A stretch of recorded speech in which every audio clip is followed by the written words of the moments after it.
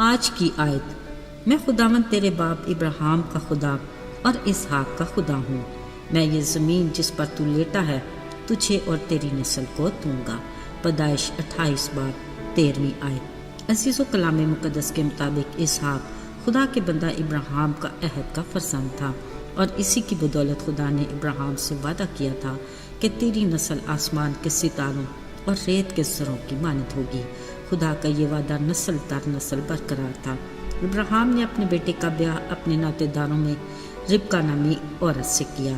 اسحاق اور ربکا کی گھریلو زندگی میں بس ایک ہی اولاد کی کمی تھی، کیونکہ ربکا بھانج تھی، مگر قابل غور بات یہ ہے کہ اس کے خاوند یعنی اسحاق نے اپنی بیوی کے لیے دعا کی اور ربکا حاملہ ہوئی، اور اس کے پیٹ میں 2 لڑکے آپس میں مسامت کرنے لگے۔ تب اس نے خداوند سے پوچھا، اگر ایسا ہے تو میں جیتی کیوں ہوں؟ خدا نے کہا، تیرے بطن میں 2 قبیلے ہیں، جن میں چھوٹا زوراور ہوگا اور بڑا چھوٹے کی خدمت کرے گا۔ پھر جلد ہی خدا کی اس بات کا حیرت انگیز ثبوت بھی سامنے آ گیا کہ وضع حمل کے وقت پہلے پیدا ہونے والے بیٹے کا نام عیساؤ رکھا گیا۔ جب دوسرا بیٹا پیدا ہوا تو اس کا ہاتھ بڑے کی ایڑی کو پکڑے ہوئے تھا، اس کو یعقوب کا نام دیا گیا۔ عزیزو، خدا نے جس قبیلے کے بارے میں منصوبہ بنایا تھا وہ یعقوب ہی تھا۔ یعقوب کے نام کا مطلب ہے دھوکے باز۔ پہلے تو اسی یعقوب نے اپنے بڑے بھائی عیساؤ سے دال اور روٹی کے بدلے میں پہلوٹے ہونے کا حق بھی لے لیا، پھر دھوکے سے اپنے ضعیف باپ اسحاق سے بڑے بھائی عیساؤ کی برکات بھی لے لی، جس کے باعث دونوں بھائیوں میں شدید اختلاف پیدا ہوا۔ عیساؤ نے یعقوب کو جان سے مار دینے کی دھمکی دی۔ جب اس بات کا علم اسحاق اور ربکا کو ہوا، انہوں نے یعقوب کو اس کے ماموں لابن کے ہاں بھیجنے کا ارادہ کیا۔ اب چونکہ یعقوب ہی بابرکت کہلایا، عین ممکن ہے اب اسحاق کو بھی اس کا اندازہ ہو گیا ہوگا کہ یعقوب کے حق میں خدا کی بھی یہی مرضی ہے۔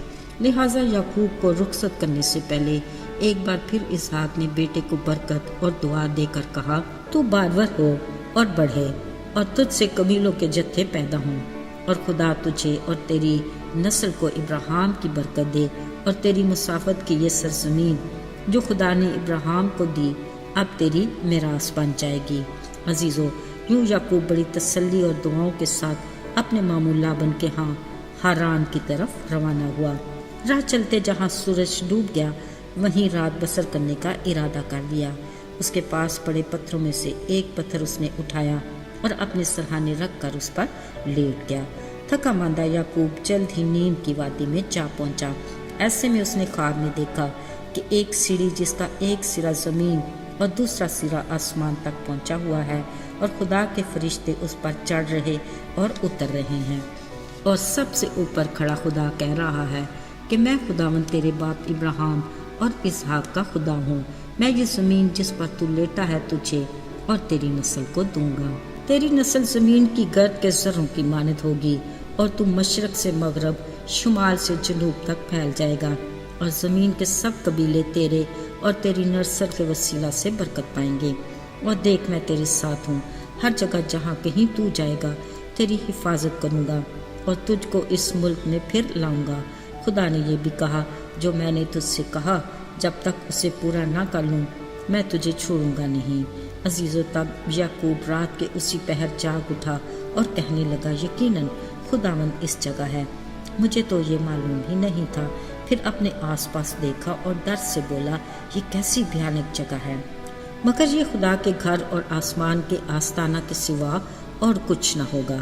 عزیزو، یقیناً یعقوب کو یہ خواب اچھے سے یاد رہ گیا، کیونکہ صبح سویرے جب وہ اٹھا اسی پتھر کو جس کو اس نے اپنے سرہانے رکھا تھا ستون کی طرح کھڑا کر کے اس کے سرے پر تیل ڈالا، اور اس جگہ کا نام بیتیل یعنی خدا کا گھر رکھا۔ یہیں یعقوب نے منت مانی اور کہا، اگر خدا میرے ساتھ رہے اور جو سفر میں کر رہا ہوں میری حفاظت کرے، مجھے کھانے کو روٹی اور پہننے کو کپڑا دے، اور میں اپنے باپ کے گھر سلامت لوٹ آؤں، تو خداوند میرا خدا بھی ہوگا، اور یہ پتھر جو میں نے ستون کی طرح کھڑا کیا ہے خدا کا گھر ہوگا، اور جو کچھ تو مجھے دے گا اس کا 10واں حصہ ضرور ہی میں تجھے دیا کروں گا۔ عزیزو، اگرچہ یعقوب کے ماضی کا کچھ حصہ اتنا خوش کن نہیں تھا، مگر آگے کو خدا نے اسے یقینی طور پر بتا دیا کہ کہ خدا کا اس کے بارے میں کوئی بڑا منصوبہ ہے، اور پھر جو کچھ خدا نے خواب میں اس سے وعدہ کیا وہ کس قدر خوش قسمت تھا۔ یہ اس کا اپنے گھر سے نکلے والدین سے جدا ہوئے پہلی بار کا سفر تھا۔ پہلے تو اسے اپنی منزل کا بھی اچھے سے پتہ نہیں تھا اور راستے بھی انجان تھے، مگر اب کہ اپنے باپ اسحاق کی دعاؤں اور خدا کے وعدوں کی برکات سمیٹے وہ یقیناً خوشی اور تسلی میں تھا۔ اسی لیے اس نے خدا کے ساتھ منت بھی مان لی۔ اب دیکھیں یہ اس میں کہاں تک پورا اترتا ہے، یہ تو آنے والا وقت ہی بتائے گا۔ عزیزو، بلا شبہ خوش قسمت تو ہم بھی ہیں جن کے ساتھ آج بھی اس کے وعدے سرسبز پتوں کی مانند تازہ ہیں۔ وہ تو اپنے وعدوں میں سچا اور عادل ہے، مگر ہم انسان خطا کے پتلے بے وفا ہو جاتے ہیں۔ باوجود اس کے شکر کی بات یہ ہے کہ وہ ہمارے بارے میں صبر اور انتظار کرتا ہے تاکہ ہماری توبہ تک نوبت پہنچے، پر ہمیں بھی فیصلہ کرنے میں دیر نہیں کرنی چاہیے۔ کلام مقدس کے مطابق لکھا ہے، دیکھو اب قبولیت کا وقت ہے، دیکھو یہ نجات کا دن ہے۔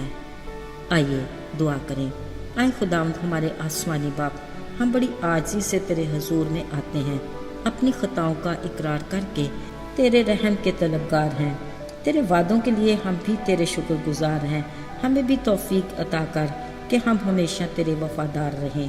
یسوع کے مبارک نام میں مانگتے ہیں، آمین۔